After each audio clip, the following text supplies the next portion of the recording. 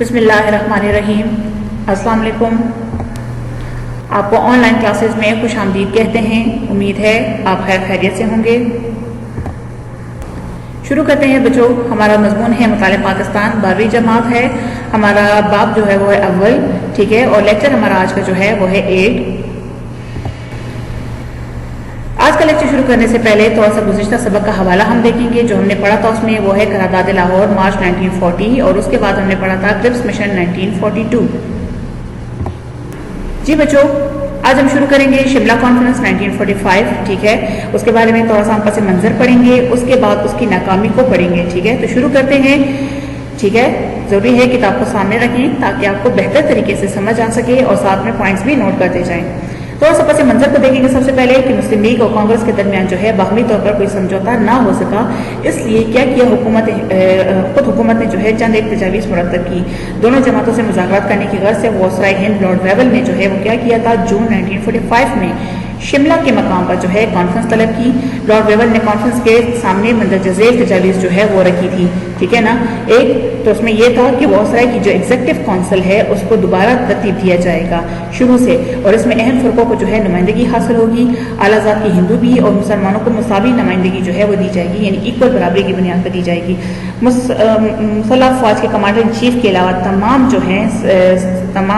جو ہے کونسل کے تمام ارکان جو ہے ہندوستانی ہوں گے، یعنی کانفرنس کے لیے جو ہے کانگریس اور مسلم لیگ کو اپنے اپنے نمائندے جو ہیں وہ نامزد کرنے کو کہا گیا تھا تاکہ ایگزیکٹو کونسل جو ہے وہ اس کو تشکیل دیا جا سکے۔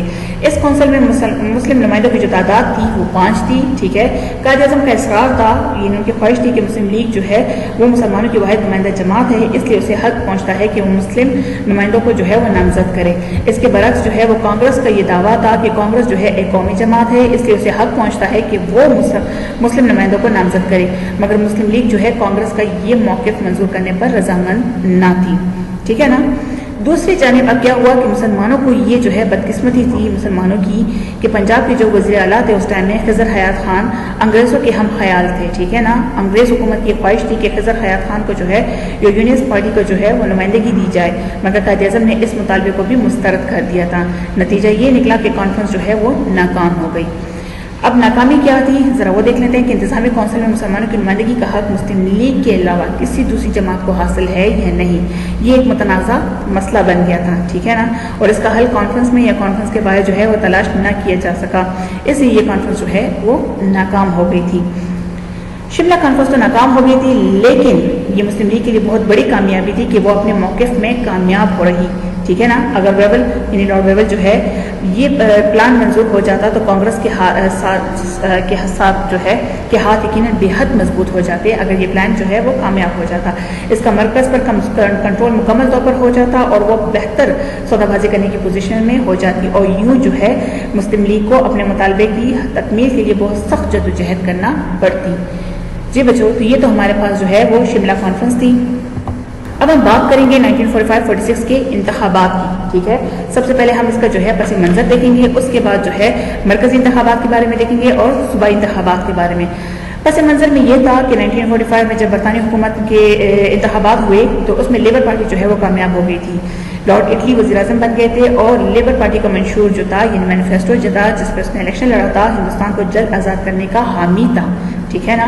اس لیے کامیابی کے بعد پارٹی نے ہندوستان کی رائے عامہ یعنی معلوم کرنے کے لیے کیا کیا کہ انتخابات کو ضروری سمجھا، ٹھیک ہے نا۔ یہ پاکستان کی تاریخ میں یعنی جدوجہد آزادی کے لیے بہت اہم انتخابات تھے، اس لیے اعلان کیا گیا کہ 1946 میں جو ہے عام انتخابات ہندوستان بھر میں ہوں گے، اور انتخابات کے بعد جو ہے وہ کیا کیا جائے گا، دستور ساز اسمبلی قائم کی جائے گی اور ایگزیکٹو کونسل بھی تشکیل دی جائے گی۔ اگرچہ مسلم لیگ کو اس اعلان میں قیام پاکستان یعنی پاکستان کے قیام اور آل انڈیا کانگریس کو ہندوستان کی آزادی کا کہیں سراغ نہیں مل رہا تھا، لیکن پھر بھی دونوں جماعتوں نے جو ہے اپنے نمائندہ حیثیت کو تسلیم کروانے اور اپنے اپنے منشور کی عوام سے منظور کرانی تھی۔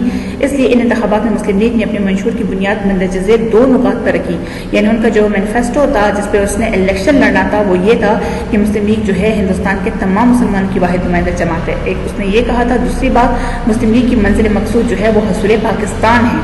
اس کے برعکس اگر ہم کانگریس کا دعویٰ دیکھیں تو وہ کیا کہتی تھی کہ وہ ہندوؤں اور مسلمانوں دونوں کی نمائندگی کرتی تھی۔ تقسیم ہند کی کوئی ضرورت نہیں تھی۔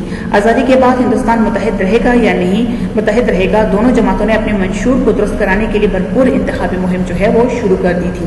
ٹھیک ہے، قائد اعظم نے انتخابی مہم کو کامیاب بنانے کے لیے فنڈ قائم کر دیا تھا۔ مسلم لیگ جو ہے، مسلم قوم جو کبھی بھی اس قدر متحد نہ ہوئی تھی، ہر فرد جو ہے وہ مجاہد بن گیا تھا، یعنی بہت زیادہ متحد ہو گئی تھی۔